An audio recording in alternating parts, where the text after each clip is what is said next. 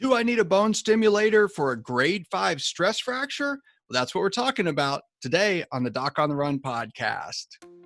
So the big question is this: how are runners like us, who don't like hearing doctors say, just stop running, who know that we simply have to stay active, how do we heal in a way that lets us stay strong, maintain our running fitness, and keep preparing for the next race, and still heal without making the injury worse? Well, that is the question, and this podcast will give you the answers. My name is Dr. Christopher Segler, and welcome to the Doc on the Run podcast. Before we get started, I just want to mention that I've made something for you that I think you're going to find really helpful if you're listening to this episode.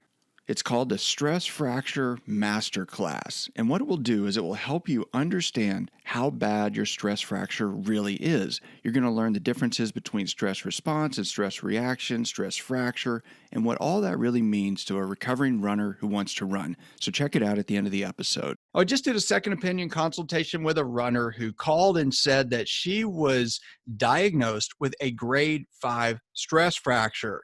And the doctor didn't actually explain what that meant to her in great detail. He just said it was serious and that she had to really think about it because of all the grades. There is a grade 1 through a grade 5. So grade 5 is obviously the worst.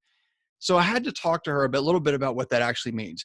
Now, a grade 1 stress fracture is actually not even a fracture.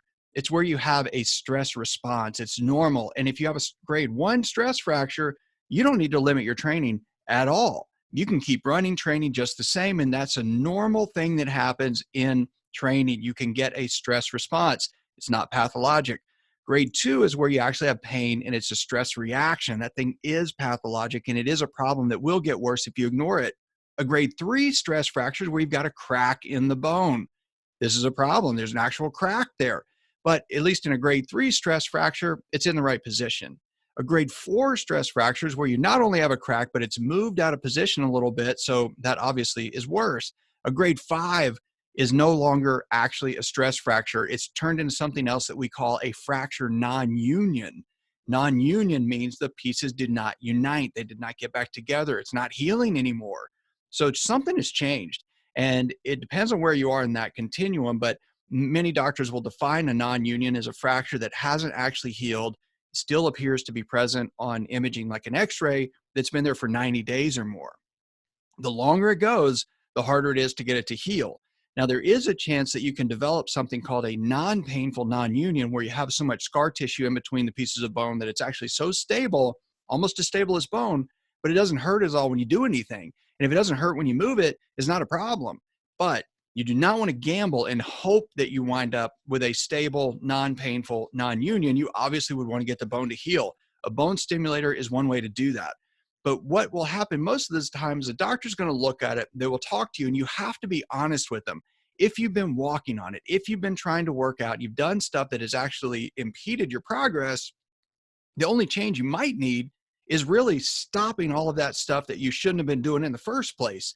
But you've got to change something. So sometimes they'll recommend putting you in a cast to really hold it still. Sometimes you have to think about your nutrition. If you have some kind of deficiency, thyroid deficiency, or vitamin D deficiency, but you've got to change course if you want to change the course of the injury. And so if you have what is developing into a non-union, yes, many times I do recommend bone stimulators, but I can only recommend one or tell you that would make sense in your case if I've evaluated you, if we've done a second opinion, if I've looked at your x-rays, if we talked about your foot, talked about your history, all that stuff. You just have to figure out what's the best thing for you. Many people think that a bone stimulator is the best thing just because it sounds new and fancy and it's techno wizardry, and they can be great. But also a lot of times just doing some simple stuff like really assessing what you've been doing in the recovery so far and changing something in terms of that may be enough to actually make that shift from not healing to healing. And that obviously is the goal if you want to get back to running as quickly as possible. So just be honest with your doctor and get a second opinion from an expert and figure out, do I really need to do this or do I not need to do it? What do I really need? Where's the big progress going to be made? And how can I get that progress so I can get back to running? That is what's really most important. Now listen, if you really want to understand how bad your stress fracture really is, you have to understand the different forms of stress fractures. And this is something I teach to you in the Stress Fracture Masterclass. Now, it's free. You can go sign up. It's at docontherun.com/stress fracture masterclass, all one word. And in this session, I'm going to teach you the differences between stress response, stress reaction, and stress fractures, and what all of those different stages really mean to a recovering runner who wants to run and maintain your running fitness while recovering. So just go to docontherun.com/stress fracture masterclass and sign up now.